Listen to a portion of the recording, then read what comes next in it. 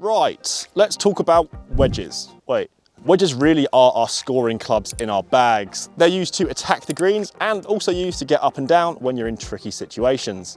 There's a lot of different wedges to choose from in 2022. Grinds, bounce, finishes, even the actual face design. There's a lot to choose from. So let's talk about the best wedges of 2022. A quick spoiler, I don't really think there is a best wedge of 2022. A lot of the wedges that are introduced 2022, going for 3 or 4 years, are pretty similar to each other. There's not that much that they can do for them, but there are some different options that each brand provides that make them perhaps more suitable towards you as an amateur golfer or even a professional golfer. First up, we're going to talk about the one that I have in my bag, Titleist, the Vokey SM9s. Perhaps the most popular wedge in the game on amateur and professional golf. Vokeys have been a massive staple for just wedge game as a whole for the last decade, 2 decades, 3 decades. Titleist don't say anything special about each iteration. The SM8s aren't that different to the SM9, but you see a slightly more preferred CG placement, a slightly lower ball flight. You're going to see this across the board with all brands though. What Titleist offer is a range of grinds and bounces, so if you do get custom fitted for them, which I do recommend, you can get something that is accustomed to your short game woes or positives. That's what I did. I was lucky enough to go to their fitting centre up in St Ives and I got a set from a 52, 56 and 60, all with different grinds and bounces dependent on what shots I wanted to hit with each respected club. I have noticed an improvement in my short game around the greens and from 100 yards and in after I've used these wedges. Now that is definitely down to them being custom fitted for me, because the ones I had before weren't right for my 6'4" frame, they didn't have the right flex, and they didn't have the right grinds. So if you can take anything out of this video, the one thing I would say is have a look at getting custom fitted for your wedges, because all the pros do it, we probably should as well. I know a lot of you guys watching, yes you, don't.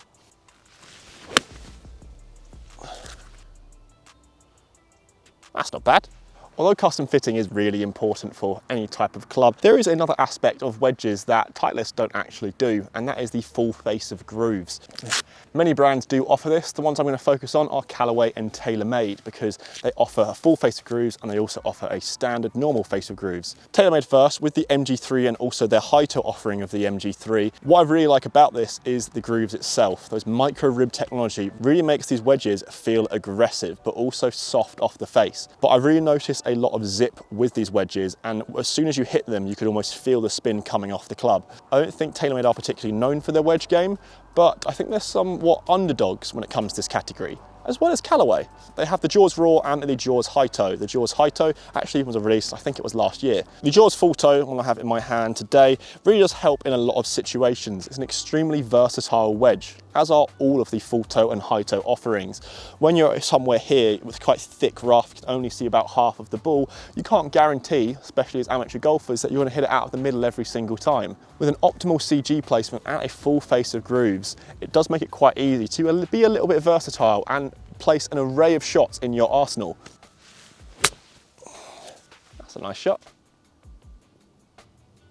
Although things like face design, that full face of grooves can really help you mentally, we at GolfMagic do think that the custom fitting options to get the correct bounce and grind is the most pivotal thing when selecting your wedges. Still though, there are some other things such as feel, performance, design, that are still a really important part of your decision choice. Let's talk about the Ping Glide 4.0 offerings for 2022 and also their Glide Forged Pro. I really like the Glide Forged Pro that was released in 2021, a teardrop, stunning looking club, and it felt incredible, as good as any other wedge offering this year and the last year. But the overall design of it was targeted towards better golfers. It was a lot smaller, and I wouldn't recommend a 60-degree wedge, the Glide Forge Pro, to someone who's a high handicapper, because it looks somewhat intimidating. The Glide 4.0, however, is a much larger, a lot more options, and the feel is still improved in comparing it to some other wedges that Ping have introduced. In terms of consistency and performance as well, we found that the Glide 4.0 performed the best under every weather condition. The technology put into it means you got a consistent amount of spin,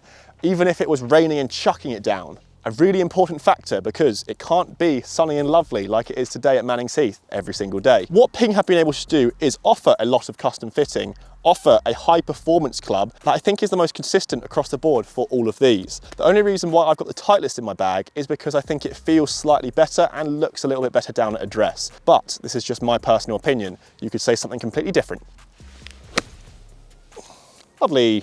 Custom fitting and whatnot is always very important, but there is a large part that is always down to personal preference. As I've said throughout this video, one club I could love one club for you might be completely the opposite. Another factor is price. Golf's really expensive these days for absolutely everyone playing it. And there are some budget clubs and there are the more expensive clubs, which is what I focused on this video. An example of a cheaper club is the McGregor V-Foil. We tried these out and compared them against the likes of Callaway and TaylorMade, and while there is somewhat of a difference, it's not that much to note away from the price difference. The V-Foils are around 50 quid or so, with Callaway and TaylorMade being upwards of 100 to 150 pounds.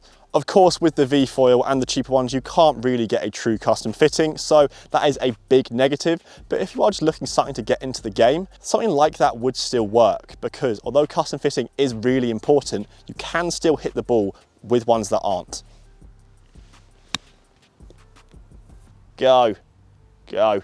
Although I don't think there is a best wedge for 2022, I think I can summarise point to point. For overall performance, I think it's very close between Ping for the Glide 4.0 and Titleist Vokey SM9s. For either option, I think both would be a good choice. There's a lot of options available in terms of the bounce and grind options as well. For feel, again, a bit of a close one, but I would go between the TaylorMade for the MG3 and their high toe, and then the Titleist Vokey SM9s again. With the micro rib grooves for TaylorMade, I think they really are up there in that feel category. For overall versatility, a bit of a tough one because they are all pretty versatile, but I would probably say Callaway and TaylorMade for their high and full toe options respectively. This isn't just down to the full face of grooves. I think the technology that are parts of each wedge make them very versatile. So from wherever you're playing it, from bunker, sand, sea, dirt, fire, flames, hopefully you'll get up and down. My personal preference is the Vokey SM9s. If I had to rank them, it would be Vokey SM9s, then the Pings, then the Callaways, and then the TaylorMades. There are tons of other options though. I haven't mentioned brands like Cleveland, PXG, Cobra,